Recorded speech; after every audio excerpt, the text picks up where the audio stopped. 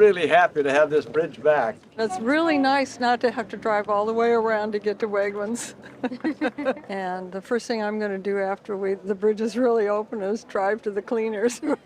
Elaine Williams lives right near the Phoenix Road Bridge in Baltimore County, and after a $10.5 million investment and a year and a half worth of repairs, Monday, city and county leaders announced its grand reopening. This is a bridge that was built over 100 years ago.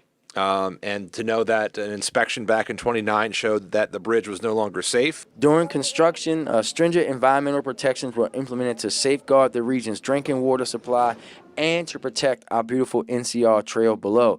The new structure is 435 feet long and is one of the longest spanning bridges within the 3 city-owned reservoirs.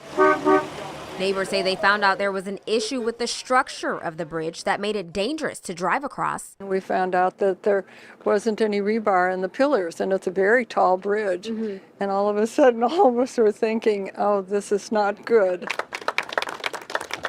The bridge is in Baltimore County, but Baltimore City is responsible for the maintenance and upkeep of all transportation structures in its reservoirs. This includes Loch Raven, Liberty, and Pretty Boy.